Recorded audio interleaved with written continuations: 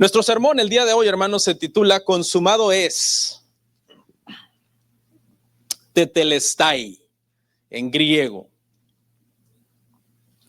Hay dos semanas muy particulares en el año, hermanos. Una es aquella que va de Navidad a Año Nuevo.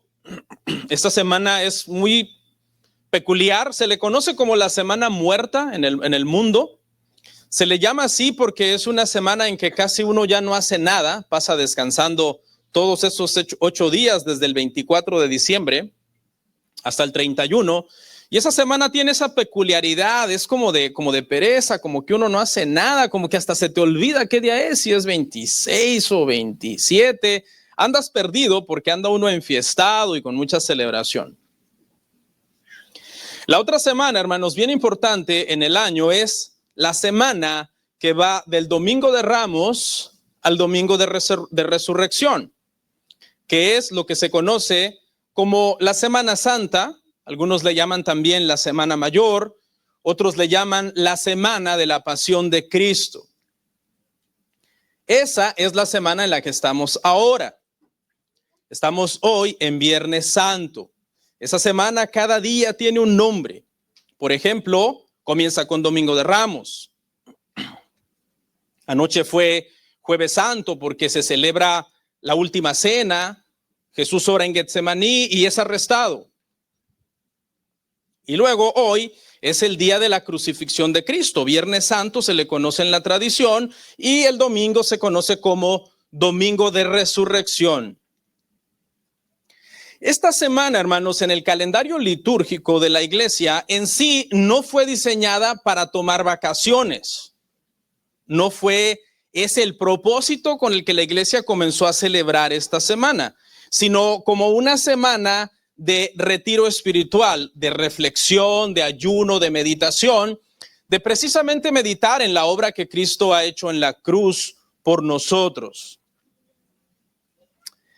En inglés le llaman Good Friday a este día, ¿no? El viernes bueno, un buen viernes. Aquí, hermanos, surge una pregunta interesante y la pregunta es, ¿por qué se le llama Viernes Santo o Viernes Bueno a este día si para Jesús fue un día de sufrimiento? Bueno, la realidad, hermanos, es que para Jesús no fue necesariamente un día bueno en el sentido de bueno, porque fue un día de dolor, fue un día de mucho sufrimiento, pero es bueno en el sentido de que es bueno para nosotros, para los que nos beneficiamos del sacrificio de Cristo. Por eso es un buen viernes. Fue un día de contrastes el Viernes Santo. Por un lado, un día de profundo dolor para Jesús, pero por otro lado, de profundo gozo para los pecadores, que seríamos salvos a través de ese sacrificio. Por un lado, un día de oscuridad, de tinieblas que incluso literalmente cubrieron la tierra en las últimas 3 horas de agonía de Jesús en la cruz, pero también un día que anunciaba la entrada de pecadores al reino de la luz admirable de Dios. Por un lado, un día que parecía el fin para Cristo, el fin de su vida y el fin de su ministerio en la tierra, pero por otro lado, un día que más bien comenzaba y marcando un comienzo de la iglesia.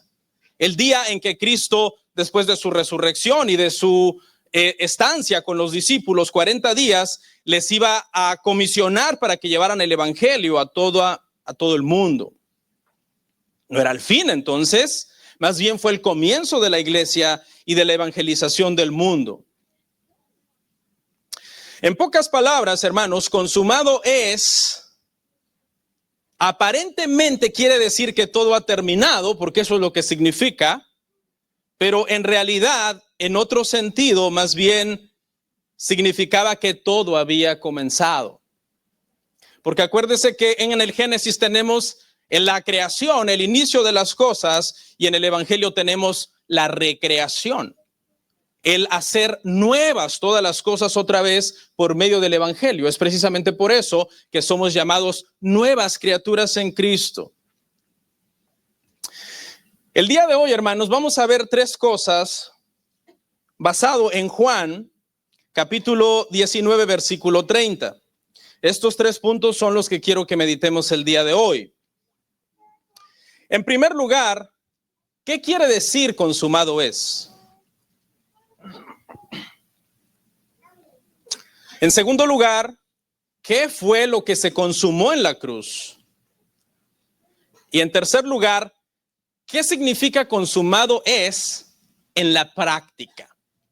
El punto 1 y el último se parecen un poco. El uno es un poco más teológico, el último es un poco más práctico. Como para que tú digas, ok, entiendo qué es lo que se espera de mí detrás de la frase consumado es. Veamos el primer punto. ¿Qué quiere decir consumado es? Y leemos una vez más Juan 19:30. Dice, cuando Jesús hubo tomado el vinagre, dijo, consumado es. Y habiendo inclinado la cabeza, entregó el espíritu. Esta, hermano, es una de las últimas 7 palabras de Jesús en la cruz antes de morir. Son palabras solemnes. Las palabras finales de una persona que está a punto de morir son palabras que se caracterizan por ser sinceras, por estar alejadas de la hipocresía. Reflejan con precisión los verdaderos sentimientos, creencias e intenciones de una persona. Son sus últimas palabras antes de morir. A lo largo de la historia, muchos incrédulos han dejado registradas sus palabras en algunos libros. Y cuando leemos esas últimas palabras de muchos de ellos, encontramos que eran palabras llenas de miedo, palabras llenas de angustia, de desesperanza. Por ejemplo, Napoleón dijo lo siguiente en su lecho de muerte. Dijo, muero antes de mi tiempo y mi cuerpo volverá a la tierra para ser comido de gusanos. Tal es el destino que le espera pronto al gran Napoleón. Gandhi, este renombrado líder religioso del hinduismo, antes de morir dijo lo siguiente.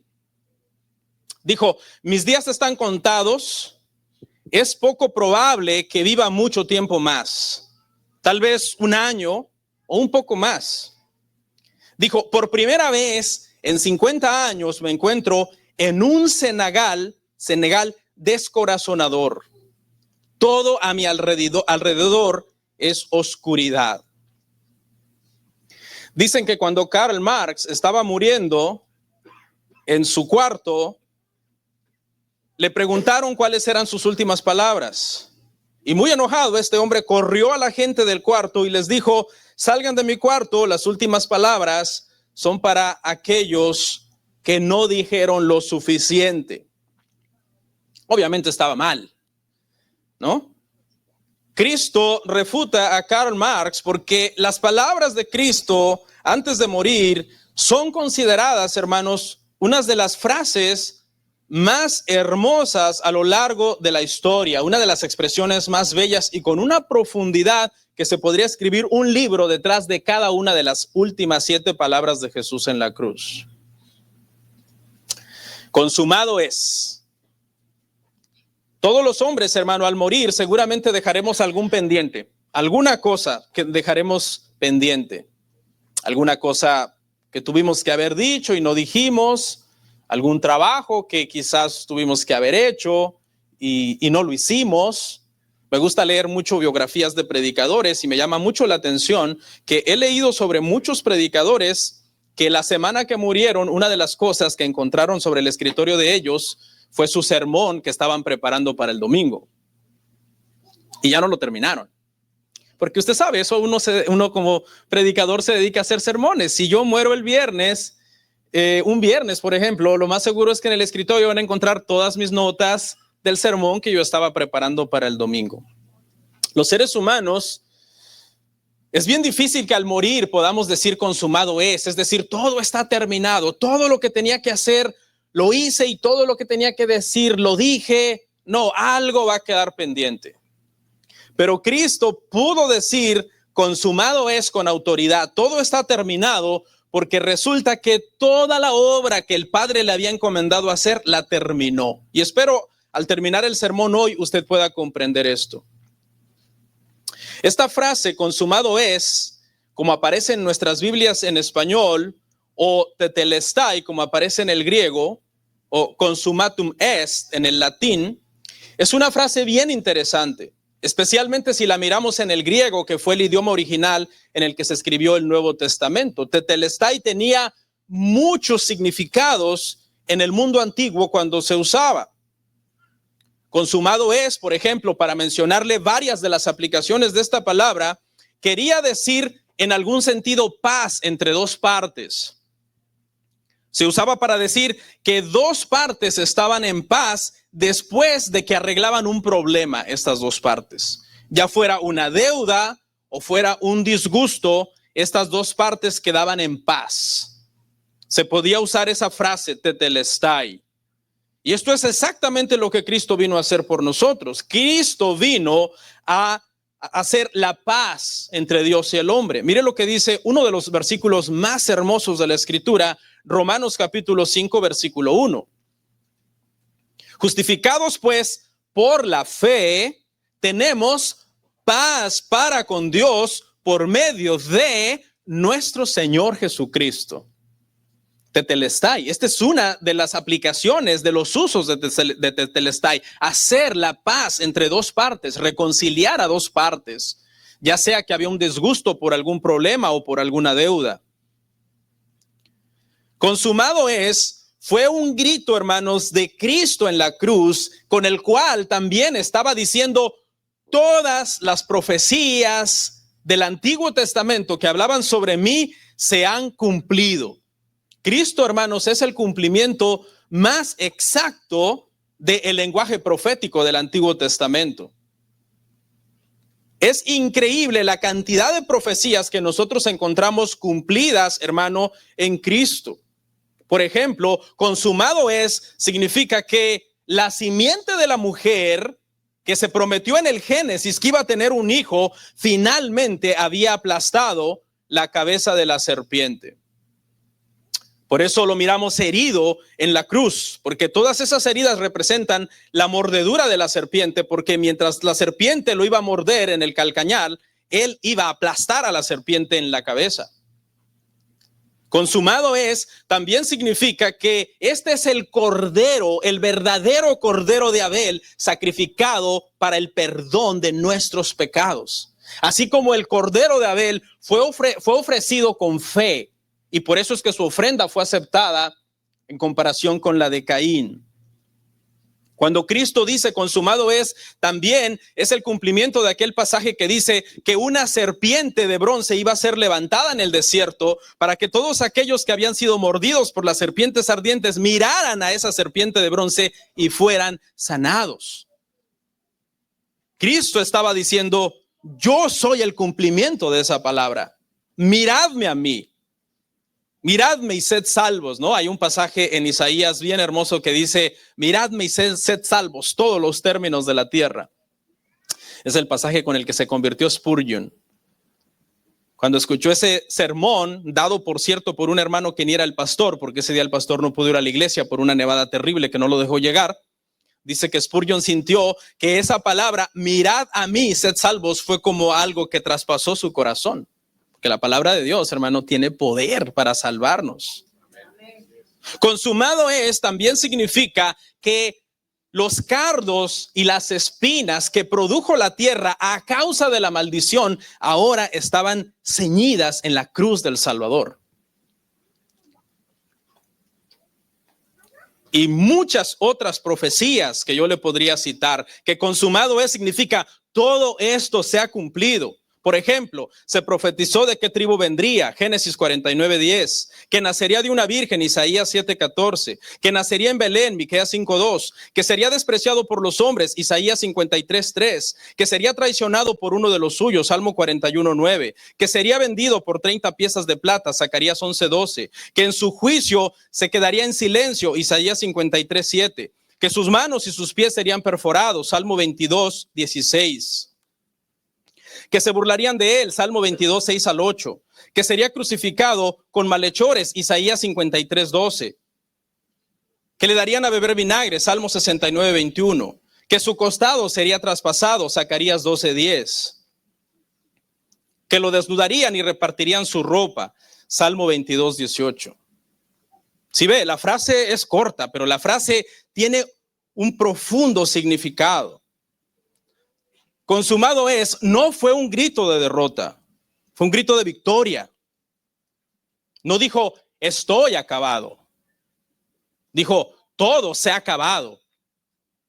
Por eso en inglés no es unfinished, sino it is finished. Se acabó, se terminó. Muchos lo vieron morir y pensaron que todo terminó. Incluso sus mismos discípulos estaban confundidos. Los ángeles seguramente se admiraban porque ellos habían venido a anunciar su nacimiento. El diablo estaba confundido, el pueblo se burlaba de él, mirándolo en la cruz pensando que verdaderamente todo había terminado. Pero Jesús no estaba diciendo, estoy vencido, no es eso. No estaba diciendo, no pude más. No, no era un lamento, no era una queja. Era una declaración con autoridad de que en él se habían cumplido todas esas profecías que lo anunciaban. Consumado es, era una frase típica de un sirviente.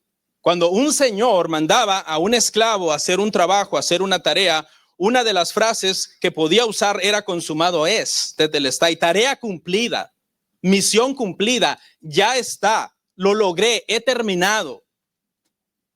Cristo es el siervo de Dios que obedeció al Padre e hizo todo lo que el Padre le mandó. Consumado es, era la frase que también se utilizaba en el comercio, cuando una deuda era saldada. Se sellaba un documento diciendo, esta deuda está pagada, esta deuda no se puede cobrar más. Imagínate que le debes al banco mucho dinero y esa deuda te tiene agobiado, te tiene estresado esa deuda, pero un día recibes una carta con un statement del banco, lo abres, piensas que te van a correr de la casa, piensas que seguramente te van a meter preso, pero resulta que abres ese documento y tiene un sello que dice, todo ha sido pagado, alguien más lo pagó por ti. Y en ese momento entonces quedas libre de la deuda. Eso es lo que consumado es, significaba también en el mundo del comercio en aquel entonces. Una factura pagada. Consumado es también podría ser usada por un artista que completaba una obra, que había pasado por mucho tiempo cincelando un trozo de mármol, dándole forma, y de repente se da cuenta que está a punto de terminarlo, le da el último golpe, se aleja y lo mira y dice, está terminada. Esto es todo lo que implicaba esa palabra, hermano, y más. Consumado es. Ahora vamos a ver, hermanos, qué es lo que está consumado, con un poco más de detalle. En el punto número 2, ¿qué fue lo que se consumó en la cruz? Ya nos quedó claro que consumado es, significa misión cumplida, obra terminada, lo logré, ya se cumplió todo. Pero ¿qué fue lo que se cumplió? ¿Cuál es la misión que Jesús terminó? La respuesta es muy sencilla, hermano. La respuesta es la redención del pecado. La redención del pecado. El pecado es el más grave problema que los seres humanos tenemos. Génesis 3:15 dice así: y pondré enemistad entre ti y la mujer, y entre tu simiente y la simiente suya. Esta te herirá en la cabeza y tú le herirás en el calcañar. Desde Edén, hermano, el pecado nos separó de Dios. Nuestros primeros padres pecaron contra Dios, desobedecieron su mandato. Cayó Adán y con él, como cabeza de toda la raza humana, caímos todos. Por eso es que cuando rastreamos el ministerio de Cristo y lo comparamos con lo que la Biblia nos habla de Adán, encontramos una serie de contrastes y paralelos exquisitos en las Escrituras entre ellos dos. Eso no es casualidad, porque precisamente fue a causa de Adán, el primer Adán, que caímos en pecado. Cristo es llamado en la Escritura de alguna manera el segundo Adán. Es el que vino a acabar con el pecado, que es lo que separa al pueblo de Dios de él. Miren lo que dice 1 Corintios 15:22. Porque así como en Adán todos mueren, también en Cristo todos serán vivificados. ¿Ve el contraste? Mire, Adán, mueren. Cristo, vivificados. Hay un contraste ahí. El primer Adán, hermanos, rodeado de placer en el jardín del Edén, desobedeció a Dios, ¿verdad? Con todas las comodidades. Sin ninguna presión, desobedeció. Cristo, el Hijo de Dios, bajo toda la presión del ayuno, del calor del desierto, venció en el desierto. El primer Adán, hermanos, extendió la mano y tomó el fruto y comió del fruto prohibido. Adán le dijo que no al diablo, cuando el diablo le dijo, si es tan fácil quitarte el hambre, simplemente di que estas piedras se conviertan en pan. El diablo sabía que Cristo tenía poder de hacer eso. En lugar de eso, Cristo no comió, sino que bebió la copa de la ira de Dios. El primer Adán, hermanos, trató de esconderse. ¿Se acuerda de ese pasaje? El Señor lo comenzó a buscar. ¿Dónde estás, Adán? Señor, es que estamos desnudos, nos hemos escondido. ¿Qué hiciste, Adán? ¿Comiste del fruto que te di? Ya el Señor sabía, obviamente, ¿no? Una pregunta retórica, a ver si era mentiroso. Señor, fue la mujer que tú me diste, echándole la culpa a su esposa, cuando el deber del esposo es proteger a la esposa. Cristo, sin embargo, viene y cuando la culpable es la esposa y es la que debería de recibir la ira, Cristo recibe la ira en la cruz por la esposa. Encontramos el contraste entonces entre Adán, que más bien quiere echar a Eva debajo del autobús, y Cristo que dice, no a ella, Señor, a mí, castígame por ella.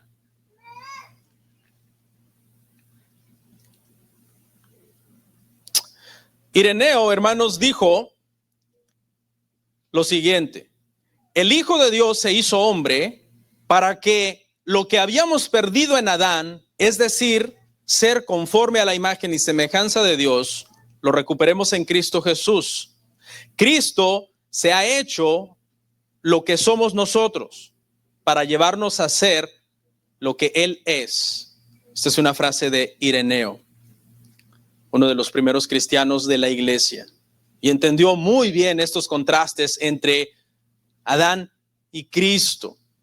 En Adán se distorsionó la imagen de Dios en nosotros, y es en Cristo que nosotros la recuperamos.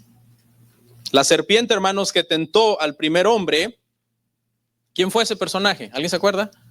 El diablo, ¿no? Satanás.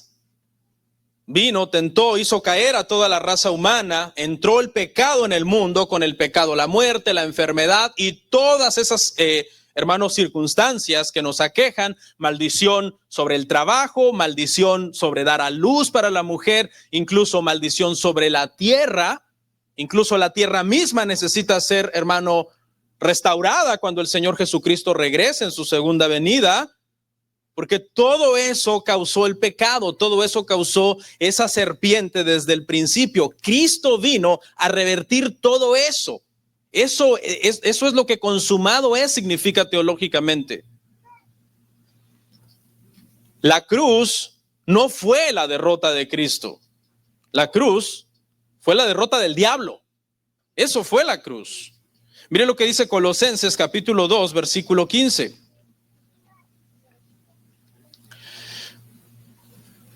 Y despojando a los principados y a las potestades, los exhibió públicamente, triunfando sobre ellos en la cruz. Esa fue la derrota de Satanás. Satanás está vencido, hermanos. El poder que Satanás tiene es un poder limitado, siempre bajo cuidado y supervisión y la soberanía del Señor. No fue un accidente la cruz.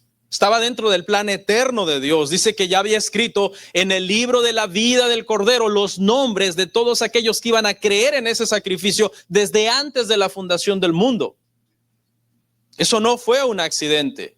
Claro, le causó mucho dolor al Señor, porque Cristo era verdaderamente un hombre y sufrió muchísimo en la cruz. No por el hecho de que fue un plan. Cristo fue a la cruz y dijo, esto está muy fácil porque esto no es un accidente que me está pasando por rebelarme en contra de los judíos. No, fue doloroso para él. Por lo menos, hermanos, 4 tipos de dolor, dicen los teólogos, que Cristo llevó en la cruz. No solamente fue el dolor físico, que sí, fue horrible, lo vamos a ver en breve, pero había otros tipos de dolor también que Cristo llevaba en esa cruz. Por eso, muy bien, Isaías le llama varón de dolores. El primer dolor, el dolor de cargar con el pecado.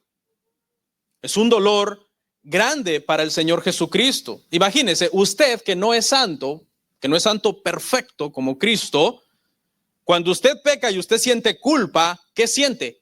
Dolor.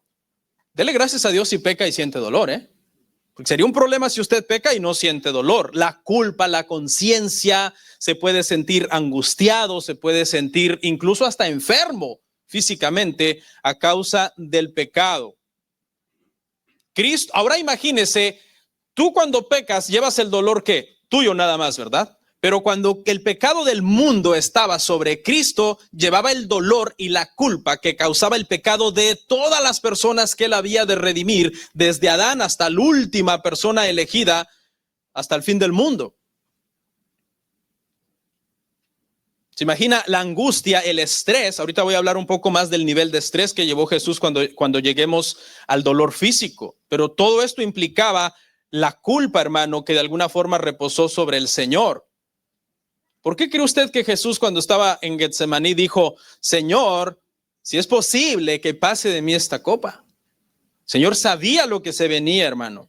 Siendo santo, siendo puro, siendo perfecto, era lo más normal que llevar la culpa y el dolor del pecado sobre sus hombros le causara angustia. Porque siendo el hombre más limpio, más santo, más perfecto que ha existido, se iba a volver el peor de los pecadores, en el sentido de llevar el pecado de todos nosotros. ¿Se imagina? Yo no soy el peor de los pecadores porque solamente llevo mis pecados. Pero ya alguien que lleva los pecados de todos, hermano, la Biblia dice que él se hizo pecado por nosotros. Imagínese al lienzo más blanco, más limpio, más resplandeciente, ensuciado con el lodo más sucio que existe. Esta era una contradicción prácticamente de pecadores lo que estaba llevando el Señor sobre él. El segundo dolor es el dolor del abandono de Dios. Porque en ese momento, cuando estaba lleno de pecado, ¿qué dijo Jesús? Cuando gritó con todas sus fuerzas, ¿qué dijo? Elí, Elí, lama sabactini, Señor, ¿por qué me has abandonado? Si usted se da cuenta, esa es la lengua materna de Jesús. Elí, Elí, lama sabactini. Un autor dijo que es en la lengua materna que un ser humano expresa el más profundo de sus dolores. O sea, estamos hablando de aquí de alguien que es bilingüe, trilingüe, que habla muchos idiomas, ¿verdad? Pero si hay un momento de dolor, dice este autor, la persona expresa ese dolor en su lengua materna. Eso habla de la profundidad y de la seriedad de ese dolor. Y eso es lo que vemos a Jesús aquí, gritando en algún momento en que siente el abandono de Dios. Usted se imagina esa unidad perfecta entre el Padre, el Hijo y el Espíritu Santo, que es conocido como el amor intratrinitario. En ese momento en que todo el pecado del mundo está sobre los hombros del Señor, el Señor siente de alguna manera ese abandono. Pero luego a ese dolor del abandono le sigue el dolor de la ira de Dios. Y este es el dolor de asentar el último golpe, ¿no? En el abandono es como si el padre volteara hacia otro lado, pero en la ira es como si se volviera al Señor y viéndolo lleno de pecado, asentara el último golpe sobre el Señor. Por eso Isaías dice que le plació de alguna manera quebrantarle al Señor, que en ese momento estaba todo el pecado, hermano, del mundo sobre él, de su pueblo, de los escogidos. Y luego, el cuarto de los dolores, el dolor físico, la tortura. El filósofo y escritor romano Cicerón, que vivió en el siglo II, dijo que la crucifixión era el castigo más cruel y deshonroso, que ese era un castigo miserable y doloroso, y que solamente era apropiado para los esclavos. Cristo se hizo como un esclavo, hermanos. Por eso fue torturado hasta la muerte por los soldados romanos. A lo largo de la historia, los médicos han hecho un análisis médico de la muerte de Cristo. Y por lo menos, hermano, han clasificado en 7 el número de dolores físicos que Cristo llevó. Empezando por la agonía en Getsemaní, cuando sudó como grandes gotas de sangre. Esta es una condición médica que se llama hematidrosis. Y esta situación, hermano, sucede cuando una persona está bajo mucho estrés. Y entonces es que a las glándulas sudoríparas pueden mezclarse con algunos vasos capilares que se rompen y se mezclan con el sudor. ¿Usted alguna vez, hermano, ha estado estresado por alguna situación? En algún momento de mi vida, hermano, he estado estresado. Hace algunos años yo no sabía qué era el estrés. Yo no sabía qué era eso. La gente me decía, yo estoy estresado. Y decía, yo no sé qué es eso de estar estresado. Pero van pasando los años y ¿no? La edad, uno va aumentando y luego van aumentando las cargas de trabajo, los compromisos. Y hace como unos 5 o 6 años ya comencé a entender, digo, esto es estrés. Y en algún momento he tenido un cuadro de estrés crónico que sientes la presión, pero como con ganas de salir de tu oficina e irte corriendo por la calle, ¿no? Sin rumbo. No sé, a lo mejor alguno de ustedes me entiende a qué me refiero, ¿no? Pero imagínese eso multiplicado, hermano, por todo lo que le viene al Señor. Ese nivel de estrés está intercediendo, está orando en Getsemaní y está, hermano, tan angustiado el Señor que se rompen, hermano. Imagínese el nivel de intercesión que está haciendo, que se rompen sus vasos capilares y se mezclan con las glándulas sudoríparas y el sudor fluye de su cuerpo como grandes gotas de sangre. A eso le siguió, hermanos, obviamente el arresto, la flagelación que le dieron los romanos.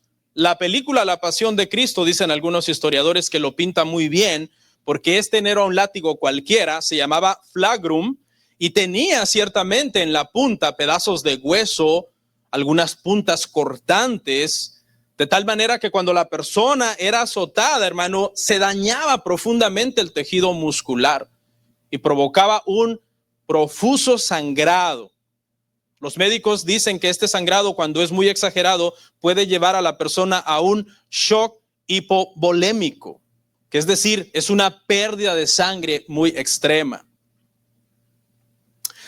Después de eso, hermanos, en el número 3, los médicos hablan de la coronación de las espinas, que también fue un castigo para su cuero cabelludo, haberle enterrado las espinas y también tuvo que haber provocado mucho sangrado. Tenemos muchas terminales nerviosas, dicen los doctores, en el cráneo y obviamente si hay muchos nervios que se están dañando con la punta de las espinas, es más dolor. El dolor cuando es, hermano, infligido en los nervios, wow, cómo duele. No sé si usted alguna vez ha ido al dentista y el dentista te está dando y te dice, dígame cuando le duele.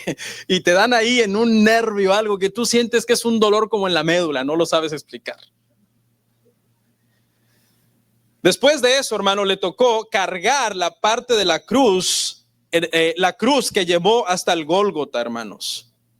Imagínese esta situación, sangrado, flagelado, con una corona de espinas, sangrado demasiado Por eso la Biblia registra que hubo caídas en ese camino, ¿no? Por precisamente lo débil que estaba el Señor. Dicen los médicos que es muy probable que haya recibido severos traumas en los codos y en las rodillas al caer, porque posiblemente caía con mucho peso por el cansancio. Cuando tú caes con cuidado y te cuidas de no lastimarte, él caía desplomado completamente. Hubo un momento, de hecho, en que no podía más y tuvieron que poner a Simón de Cirene a ayudarle a llevar la cruz. ¿Usted alguna vez se ha dado uno bueno en el codo? ¿Cómo duele, hermano? En las rodillas, ¿cómo duelen las lastimadas en las rodillas? El Señor estaba completamente molido en su cuerpo. Pero todavía faltaba lo peor prácticamente, la crucifixión.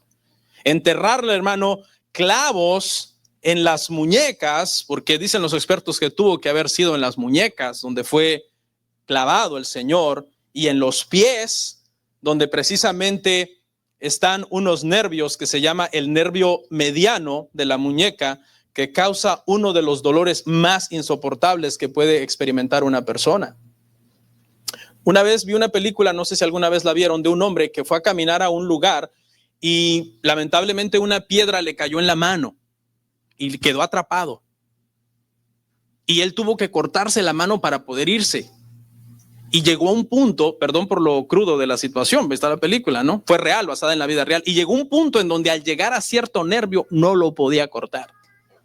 De lo fuertes que son los nervios. Tenía que hacerlo porque si no iba a morir ahí obviamente en el abandono y en el hambre. Estaba en un lugar inhóspito, alejado. Esos nervios fueron atravesados en Jesús, en muñecas y también los nervios de los pies.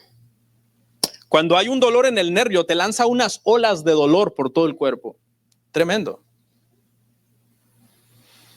¿Han oído el término dolor excruciante? Este término dolor excruciante se usa para decir, me está doliendo a un punto que siento que me mata el dolor. Bueno, ese término viene del latín ex crucis y precisamente se toma de la crucifixión. Significaba que el dolor producía un cierto nivel en la cruz que era excruciante, insoportable para un ser humano. El dolor puede llevar a una persona a la locura. A eso, en el número 6, le sigue la muerte por asfixia progresiva, porque la persona estaba en una postura difícil de poder respirar, ¿no? Por estar colgado, obviamente, eso oprimía el diafragma y tenía que levantarse para alcanzar bocanadas de aire y poder respirar. Eso generaba que cada vez que se levantaba alcanzara menos aire y eso provocó entonces una asfixia, estaba provocando una asfixia lenta. Y por último, cuando lo fueron cuando lo atravesaron en el costado con la lanza y salió sangre y agua, eso mostraba claramente que ya tenía un problema cardíaco. Se estaba generando ya un problema cardíaco que estaba a punto de llevarlo a un infarto. A eso se le llama una acumulación de líquido en una parte que se llama pleural o pericardio. Y todos los médicos han documentado forensemente la muerte de Cristo, que han llegado a todas estas conclusiones del dolor que Jesús llevó en la cruz. En esta parte, hermanos, en conclusión de este punto número 2, cuando Cristo está diciendo consumado es y está haciendo la redención del mundo, está destruyendo a Satanás y está revirtiendo los efectos del pecado en aquellos que iban a creer en Cristo, él estaba diciendo, he terminado la misión. Como siervo obediente del Padre, he hecho todo lo que se me mandó. Me hice obediente, pero obediente hasta la muerte. Pero no cualquier muerte, sino una muerte de cruz. Pero no cualquier cruz, porque crucificaban a otra gente, ¿sí o no? Crucificaban a otra gente en los tiempos de Jesús. No, pero la cruz de Cristo fue diferente, porque los demás no llevaban el pecado de nadie. Él llevaba el pecado de los suyos a cuestas. Jesús estaba diciendo, he pagado la deuda. Ya no serán más esclavos del pecado. Los he comprado con precio de sangre. Me pertenecen. El diablo ya no tiene potestad sobre ustedes. Son míos. Son míos. Si ustedes me miran a mí y son salvos, nada ni nadie los puede arrebatar de mi mano. Consumado es una frase que a nosotros nos debe de llenar de gozo. Y eso es lo que vamos a ver en la parte 3, en la parte práctica. En el número 3, ¿qué significa consumado es en la práctica? Varias cositas les tendría que decir. Número 1, es un llamado a ya no tratar de añadir a la obra de la cruz. Ya no podemos añadir a la obra de la cruz porque está consumada esa obra. Todas nuestras buenas obras no son para ser salvos. Son por amor a nuestro Dios que nos ha salvado. Actuamos ahora como sus hijos porque nos ha adoptado como sus hijos. Amén. Acuérdese la diferencia entre justificación y santificación. Justificación es llegar a ser hijo de Dios por la fe. Santificación es actuar como hijo de Dios, que es lo que ahora ya eres por la fe. Mire lo que dice Efesios capítulo 2, versículo 8 al 9. Porque por gracia sois salvos por medio de la fe, y esto no de vosotros, pues es don de Dios. No por obras para que nadie se gloríe. La cruz no necesita ser mejorada. Ese sacrificio ya es perfecto. Jesús no nos ama, hermanos, por ser hermosos. Amén. No, es su amor el que nos hace hermosos. Hablando espiritualmente, obviamente, ¿no? No va a ser que alguien se la crea. Físicamente, ¿no? Créasela espiritualmente, por supuesto. No, son hermosos, hermano. Cuando Jesús dijo, hermanos, consumado es, lo dijo por nosotros, hermano, lo dijo por nuestro pecado. La deuda está pagada, el camino al Padre está abierto, ya no hay nada que tú puedas añadir, no puedes mejorar la cruz, no puedes mejorar el sacrificio, solamente cree, ya no hacen falta más sacrificios, no hay que repetir el sacrificio. Otra cosa, una segunda cosa que les diría sobre lo que consumado es, representa para nosotros en la práctica es que es un llamado, sí, a vivir en libertad, porque no es por obras que vamos a lograr nuestra salvación, pero también es un llamado a vivir en santidad. Porque si lo dejamos solamente con el punto número 1, alguien lo puede abusar y decir, no, ya no hay nada que yo pueda añadir, no tengo que hacer nada, ni leer la Biblia, ni orar, ni congregarme, ni servir, ni ofrecer mi vida al Señor, al cabo y al fin ya todo está consumado en la cruz. Esa es una parte. Pero la otra parte es que ese no es un llamado a vivir en libertinaje. Esa no es una licencia para vivir como tú quieres. No, no nos confundamos, hermano. Consumado es, sí significa que la culpa ha sido removida, pero también significa que por lo tanto no deberíamos de seguir siendo esclavos de ese pecado. Las religiones, hermanos, que enseñan salvación por obras dicen así, dicen, obedece para que Dios te acepte. El Evangelio de la Gracia dice, he sido aceptado por Dios, por tanto, obedezco. Hemos sido llamados a obedecer la palabra de Dios, a guardar sus mandamientos, a vivir en santificación, porque claramente la palabra no miente. El Señor dice en su palabra, sed santos porque yo soy santo. Un tercer punto que yo les diría, hermanos, es también que consumado es un llamamiento, en primer lugar, en rendirnos completamente al Señor, pero también a nunca rendirnos ante la vida y las situaciones que nos toca enfrentar.